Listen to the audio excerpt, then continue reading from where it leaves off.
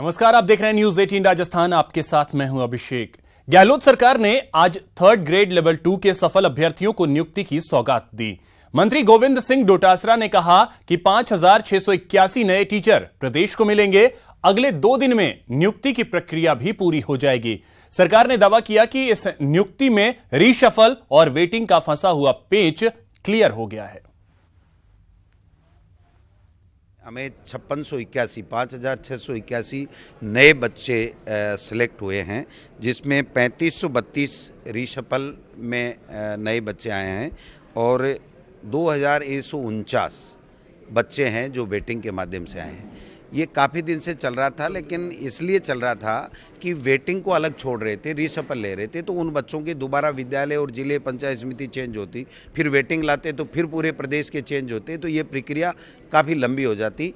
तो इसलिए हमने उनमें उन बच्चों को भी जो पहले से हैं और रीशफल और वेटिंग के परिणाम के बाद में उनका जो जिला चेंज होगा, उनसे भी हमने ऑप्शन ले लिए हैं कि क्या आप पहले वाले ज़िले में रहना चाहते हैं या जो आपको बेहतर ज़िला मिल रहा है रीशफल और वेटिंग के बाद में उसमें जाना चाहते हैं। तो वो प्रक्रिया भी हमने पूरी कर ली है। आज हम ये रिजल्ट जारी कर रहे हैं और इससे 5681 बच्चे हैं उनको नई नियुक्ति मिलेगी। प्रधानमंत्री नरेंद्र मोदी ने आगामी लोकसभा चुनावों से पहले बूथ स्तर पर देश भर के कार्यकर्ताओं से वीडियो कॉन्फ्रेंसिंग के जरिए बातचीत की। मोदी ने कहा कि 2014 का चुनाव देश की जनता की आवश्यकताओं को पूरा करने वाला था, लेकिन 2019 के चुनाव लोगों की आकांक्षा को पूरा करने के लिए होगा। पीएम मोदी ने इस दौरान कहा कि अगर 2019 में किसी तरह की चूक हुई तो देश में फिर से भ्रष्टाचार का खेल शुरू हो जाएगा। इस दौरान पीएम मोदी ने महागठबंधन को महामिलावट बताया। लोकसभा चुनाव में भी पार्टी ने क्या करना है, इस बारे में भी उनका संदेश मिला है। उन्होंने सारे अपने इस उद्बोधन में बूथ मजबूत, बूथ जीता, चुनाव जीता, इसके संदर्भ में सबसे अधिक जोर दिया है। केंद्र सरकार की जो जन कल्याणकारी योजनाएं हैं, उनके संबंध में भी उन्होंने विषय को सब लोगों के सामने रखा है। कार्यकर्ताओं को कहा है कि इन सब जन कल्याणकारी योजनाएं जो उन्होंने प्रारंभ की हैं। जयपुर के जेके लोन अस्पताल में रेयर डिजीज दिवस पर कार्यक्रम का आयोजन हुआ। एसएमएस मेडिकल कॉलेज के प्राचार्य डॉक्टर सुधीर भंडारी कार्यक्रम के मुख्य अतिथि रहे। इस मौके पर डॉक्टर भंडारी ने कहा कि एसएमएस मेडिकल कॉलेज से संबद्ध राज्य के सबसे बड़े अस्पताल में रेयर डिजीज पर अलग से सेल बनाकर इलाज की व्यवस्था से शुरू की गई है। वहीं अस्पताल के अधीक्षक डॉक्टर अशोक गुप्ता ने बताया कि दुनिया भर में करीब 7,000 रेयर डिजीज की पहचान की गई। इनमें से करीब 450 रेयर डिजीज के इलाज की व्यवस्था जेके लोन अस्पताल में की गई। जेके लोन अस्पताल में all doctors started doing registry, good clinical work, और उन्होंने उन पेशेंट्स को डायग्नोस करना शुरू किया। ये एकेडमिक एक्सीलेंस से ही डायग्नोसिस हो सकता है, बिना उसके नहीं हो सकता है। डॉक्टर अशोक गुप्ता के नेतृत्व में जो रेयर डिजीज़ क्लिनिक चल रही है, उसमें मोर देन 400 पेशेंट्स रजिस्टर्ड हैं। मेरे ख्याल से ये देश का एकमात्र इतना अच्छा अस्पताल होगा कि यहाँ पे उस तरह के पेशेंट्स का भी रिसर्च जहाँ तक पॉसिबल हो, जहाँ तक ट्रीटेबल हो, उनके लिए नीडफुल किया जा रहा है।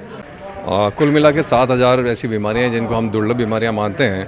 हिंदुस्तान में आज की तारीख में 450 बीमारियों के बारे में पूरा पता लग चुका है और दुनिया भर में 3,500 बीमारियाँ ऐसी हैं जिनका जेनेटिक एनालिसिस हो गया है, क्योंकि ये ज़्यादातर सिंगल जीन डिसऑर्डर्स हैं। और सिंगल जीन डिसऑर्डर होने का एक जो सबसे बड़ा एडवांटेज है कि इनकी जीन थेरेपी के बारे में सोचा जा सकता है। तो आने वाले समय पर जो ये दुर्लभ बीमारियां हैं, इनका उपचार और आसान और संभव हो पाएगा। गहलोत सरकार ने एक बार फिर 9 आईपीएस ऑफिसर्स के तबादले किए हैं। राज्य सरकार ने 3 जिलों के एसपी बदल दिए हैं। पूर्व सीएम राज्य के गृह जिले झालावाड़ के एसपी शिवराज मीणा को हटाकर उनके स्थान पर राम मूर्ति जोशी को लगाया गया है। इसी तरह किशोरीलाल मीणा को बारां जिले का एसपी और कल्याणमल मीणा को सिरोही का एसपी नियुक्त किया गया है। जय यादव को पुलिस अधीक्षक एससीआरबी जयपुर, पूजा अवाना को police Jaipur metro rail corporation के उपायुक्त के पद पर लगाया गया है। शिवराज मीणा को SP CID crime branch Jaipur लगाया गया है। राहुल प्रकाश को पुलिस उपायुक्त यातायात कमिश्नरेट जयपुर, रणधीर सिंह को पुलिस अधीक्षक सीआईडी सीबी जयपुर और जगदीश चंद्र शर्मा को कमांडेंट 5वीं बटालियन आरएसी के पद पर लगाया गया है।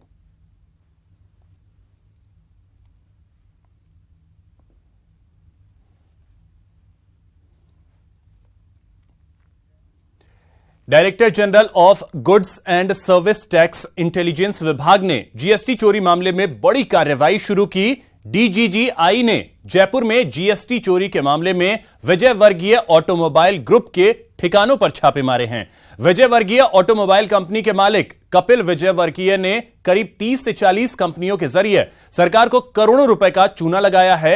आरोपी कपिल विजय वर्गीय ने इन कंपनियों से करोड़ों रुपए की फर्जी जीएसटी इनवॉइस जारी की थी, लेकिन कंपनियों द्वारा जारी की गई जीएसटी इनवॉइस से किसी भी तरह का माल सप्लाई नहीं किया गया।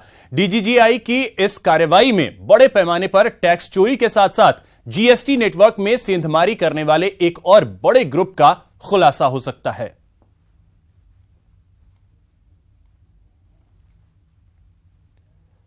ठोस कचरा प्रबंधन नियम 2016 के तहत प्रदेश की नगरीय निकाय क्षेत्रों में आयोजित होने वाले समारोह के लिए अब अनुमति लेना अनिवार्य होगा।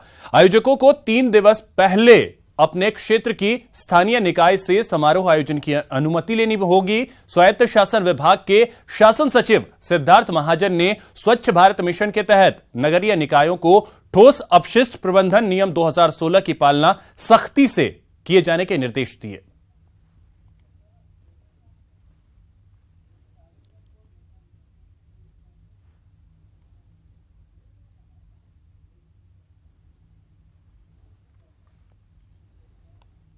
नवीं world Congress of diabetes conference 2019 आज से शुरू हुआ। 28 फरवरी से 3 मार्च तक आयोजित हो रही इस कॉन्फ्रेंस में दुनिया भर के मधुमेह रोग विशेषज्ञ 4 दिन के लिए जुटे हैं। एसएमएस मेडिकल कॉलेज के प्राचार्य डॉक्टर सुधीर भंडारी ने कहा कि जेईसीसी में आयोजित इस कॉन्फ्रेंस में 40 से ज्यादा अंतर्राष्ट्रीय विशेषज्ञ और करीब 1500 से ज्यादा डायबिटीज क्षेत्र के विशेषज्ञ शामिल हो रहे हैं। अगर किसी एक को डायबिटीज़ होवे तो भाई उसकी फैमिली आप तो पहचानते हो, भाई बहन माँ बाप, उनका ब्लड शुगर चेक कर लो तो और डॉक्टर और हेल्दी लिविंग लाइफस्टाइल जो बोलते हैं, वॉकिंग कैसे करना, थोड़ी अभी ये तो सब बता नहीं सकते कि भाई सब लोग double refined virgin olive oil ले लो, वो कोई करने वाला है नहीं। आजकल बोलते हैं कि भाई कोकोनट ऑयल मत लो। अरे आप साउथ इंडिया में जाके बोलो कोकोनट ऑयल मत लो तो बोलेगा अरे जाओ बस बहुत हो गया। राजस्थान के मुख्य निर्वाचन अधिकारी ने आगामी लोकसभा चुनाव में जलदाय विभाग के कर्मचारियों को चुनावी ड्यूटी से मुक्त रखने के निर्देश जारी किए हैं। अतिरिक्त मुख्य निर्वाचन अधिकारी डॉक्टर रेखा गुप्ता द्वारा जारी आदेशों के अनुसार अति आवश्यक होने पर ही जलदाय विभाग के कर्मचारी अधिकारियों की चुनाव में ड्यूटी लगाई जाएगी।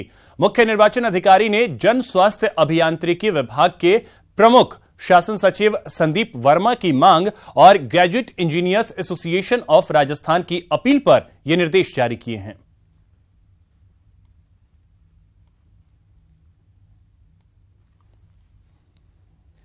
अगर आपकी फ्लाइट 6 घंटे से ज्यादा देर होती है तो एयरलाइन को अल्टरनेट फ्लाइट का विकल्प देना होगा, नहीं तो टिकट का पूरा पैसा रिफंड करना पड़ेगा। सरकार ने हवाई यात्रियों के लिए पैसेंजर चार्टर जारी किया है। हालांकि पहले के प्रस्ताव के मुकाबले इस चार्टर में बदलाव किए गए हैं। इसके मुताबिक किसी फ्लाइट में 6 घंटे से ज्यादा की देरी होने की आशंका की स्थिति में एयरलाइन को अल्टरनेट फ्लाइट का विकल्प देना होगा, नहीं तो टिकट के पूरे पैसे रिफंड करने पड़ेंगे। एयरलाइन को फ्लाइट कैंसिलेशन की जानकारी डिपार्चर से कम 2 हफ्ते पहले देनी होगी।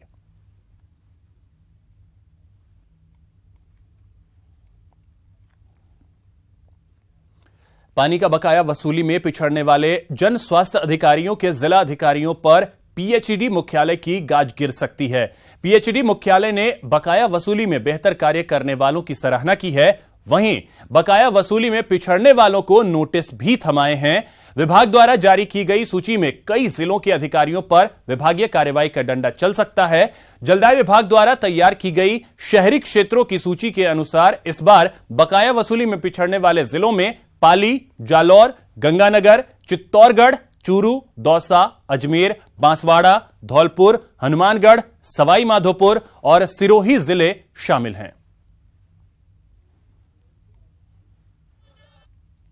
हमने एक सख्त वार्निंग लेटर भी जारी कर दिया है कि जिस अधिकारी की जो रेवेन्यू 90% से कम रहेगी टारगेट से, उनको सीसीए रूल्स के तहत उनके खिलाफ कारण बताओ नोटिस आदि दे करके कार्रवाई की जाएगी।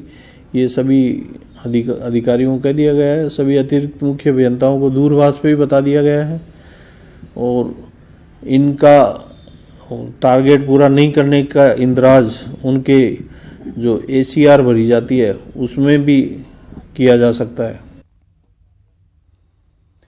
राज्य सरकार ने मनरेगा योजना के तहत शुरू किए गए काम मांगो विशेष अभियान की अवधि को अब 31 मार्च तक बढ़ा दिया है।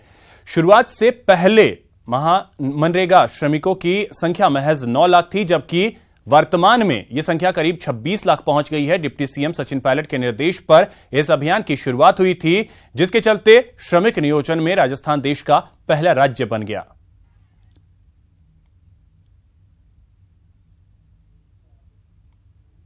का सबसे बड़ा फायदा ये हुआ है कि हम आज की तारीख में श्रमिक नियोजन के मामले में पूरे भारत में प्रथम स्थान पर है और जो तमिलनाडु है वो 17 लाख श्रमिक नियोजन है वहाँ प्रतिदिन का, वो दूसरे स्थान पर है और वेस्ट बंगाल जो है 4 लाख श्रमिक नियोजन के साथ तीसरे स्थान पर है। तो ये काफी बड़ी उपलब्धि है, राजस्थान के लिए गौरव का विषय है।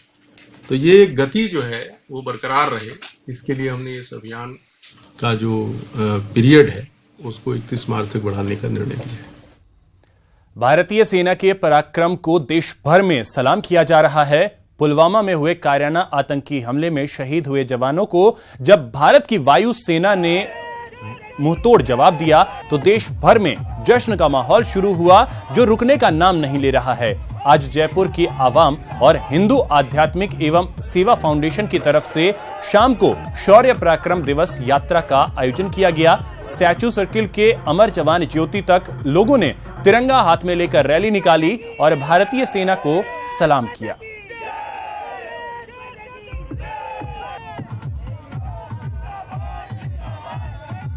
भारत और पाकिस्तान के बीच जो हाल ही में तनाव है, उस बीच भारतीय सेना के पराक्रम को देशवासी जो है अपने अपने तरीके से सलाम कर रहे हैं। आज राजधानी जयपुर के अंदर भी कुछ सामाजिक संगठनों ने भारतीय सेना को सलाम किया, भारतीय सेना के जज्बे को सलाम किया और उन्हीं की याद में तिरंगा यात्रा निकाली। सीधी बात करते हैं अनिल जी से, क्या कुछ इस यात्रा का मोटिव था और क्या कुछ कहना चाहेंगे? देखिए, मोटिव तो भारतीय सेना ने जो पराक्रम दिखाया है वही मोटिव है, हर आदमी को मोटिव कर रहा है। तो भारतीय सेना का जो पराक्रम दिखाया है, मोदी है तो मुमकिन है, इसके तहत हम लोगों ने ये कार्यक्रम किया है और मोदी जी हैं इसीलिए सर्जिकल स्ट्राइक हुआ, सेकंड सर्जिकल स्ट्राइक हुआ। जिस तरह से पाकिस्तान को मुंह तोड़ जवाब दिया है, इससे हर भारतीय के अंदर एक संचार है, ब्लड के अंदर साहस है, उसी का नतीजा है कि इस तरह के हम लोगों ने पहले पीओके में जो है भारी बमबारी और उसके बाद विंग कमांडर अभिनंदन जो है वो भी कल आने वाले हैं। किस प्रकार से इसका जो है सेलिब्रेशन करने वाले हैं? बिल्कुल हम सेलिब्रेशन करने वाले हैं, इससे भी जोरदार सेलिब्रेशन करेंगे और विंग कमांडर को छोड़ना ही पड़ेगा। ये हमारे मोदी जी का पराक्रम है और जो समझौता संधि है उसके तहत उनको छोड़ना ही था। कोई बड़ा काम नहीं है, संधि के तहत ये काम करना ही था और इंटरनेशनल दबाव था उसके ऊपर, छोड़ना उसकी मजबूरी थी। तो ये देखिए, ये है जयपुर के निवासी जिनका कहना है कि मोदी है तो मुमकिन है। पीएम मोदी का भी उन्होंने आभार जताया है कि जिस प्रकार से इस पूरे मैटर में नरेंद्र मोदी ने जो है अपनी नेतृत्व क्षमता दिखाई, उसी का कहीं ना कहीं परिणाम है कि कल विंग कमांडर जो है वो भी स्वदेश लौटने को तैयार है। कैमरामैन विजेंद्र के साथ मनोज शर्मा, न्यूज 18 जयपुर। जयपुर में चल रहे यातायात के साधनों को अब जनता अपने मोबाइल पर ट्रैक कर सकेगी। आज राजधानी में जयपुर मेट्रो के सीएमडी सुबीर कुमार ने इस दिशा में मोबाइल ऐप चलो लॉन्च किया। कार्यक्रम के दौरान सुबीर कुमार ने बताया कि इस ऐप से जनता की सुविधाएं बढ़ेंगी और अनावश्यक रूप से बस, ट्रेन आदि का इंतजार करने में वक्त बर्बाद नहीं होगा।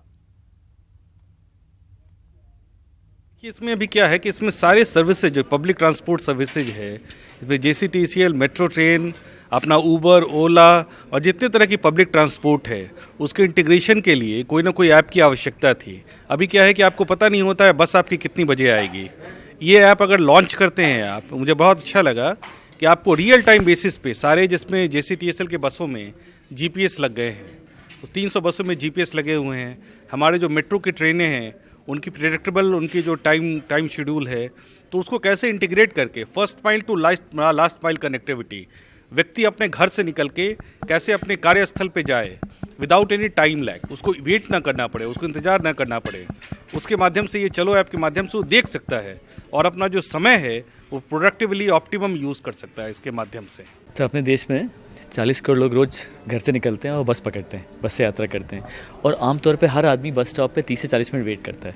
मतलब आप उम्मीद करो आप 30 से 40 मिनट बस स्टॉप पे वेट करते हो और आपको पता नहीं बस कब आएगी, है ना। चलो ऐप ने इस चीज़ को आसान बनाता है। चलो ऐप हर बस को ट्रैक करता है और आपके मोबाइल फ़ोन पे आपको दिखाता है कि बस इस समय कहाँ पर है, और जहाँ पर आपको 30 मिनट वेट करना पड़ता है, चलो आप ऐप यूज़ करेंगे आपको 3 मिनट भी वेट नहीं करना पड़ेगा, क्योंकि आप घर पे, ऑफिस पे देख सकते हैं कि बस कहाँ पर है, बस स्टॉप पे कब पहुँचेगी, और आप वहाँ पहुँच सकते हैं। प्रदेश के 905 स्कूलों में व्यावसायिक शिक्षा के करीब 1.5 लाख से ज्यादा विद्यार्थियों की पढ़ाई चौपट होती नजर आ रही है। इन्हें प्रशिक्षित करने वाले अस्थायी शिक्षकों का कॉन्ट्रैक्ट आज खत्म हो चुका है, जिसे शिक्षा विभाग आगे नियमित नहीं करना चाहता। लिहाजा प्रदेश भर में करीब 2000 प्रशिक्षक इन दिनों सड़कों पर उतर आए हैं।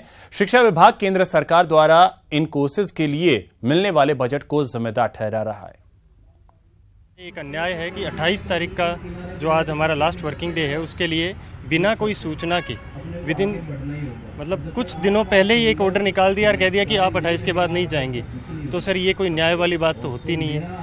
आप अगर प्राइवेट कंपनी में भी काम करते हैं तो आपको पहले एक नोटिस मिलता है और उस नोटिस के अकॉर्डिंग 3 महीने या 90 डेज़ का टाइम मिलता है, फिर आप उस जॉब से बाहर निकलते हैं, या 30 डेज़ का मिलता है। यहाँ पे तो कोई ऑप्शन दिया ही नहीं। तो व्यावसायिक शिक्षक और 1,85,000 विद्यार्थी प्रभावित हुए हैं। उनमें ऐसा वातावरण हो गया है कि यार अब ये शिक्षा बंद होने वाली है, जबकि ऑर्डर में इस प्रकार का कोई उल्लेख नहीं था कि हम व्यावसायिक शिक्षा को बंद कर रहे हैं। राज्य सरकार CSR के जरिए शिक्षा तंत्र के ढांचे को और मजबूत बनाने की कवायद में जुटी है। आज जयपुर में CSR कॉन्क्लेव ऑन एजुकेशन में बोलते हुए मंत्री डोटासरा ने कहा कि दानदाताओं को साथ लेकर सरकार प्रदेश के शैक्षणिक ढांचे को और मजबूत करने की दिशा में काम करेगी।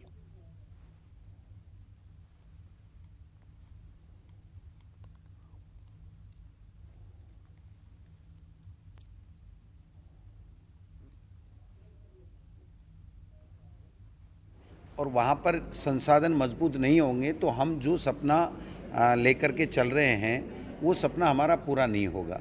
तो इसके लिए हमें हमारे एजुकेशन के सिस्टम में इन लोगों का योगदान लेकर के और हमारे बच्चों को विद्यालयों के में अंदर जो सुविधाएं हैं उनको हम कैसे उपलब्ध कराएं, बच्चों को कैसे क्वालिटी की अच्छी एजुकेशन दिलाएं, कैसे हमारे शिक्षकों को प्रोत्साहन दें, कैसे उनको जो कक्ष हो, रूम्स हो, कंप्यूटर हो या किसी भी चीज़ की आवश्यकता हो उसको हम कैसा पूर्ति करें। तो इन लोगों के साथ जुड़ करके एजुकेशन डिपार्टमेंट और इनके सहयोग से हम ज़्यादा से ज़्यादा हमारे विद्यालयों की जो स्थिति है उसको ठीक करने का काम करेंगे। इसी के साथ इस बुलेटिन में फिलहाल इतना ही। नमस्कार।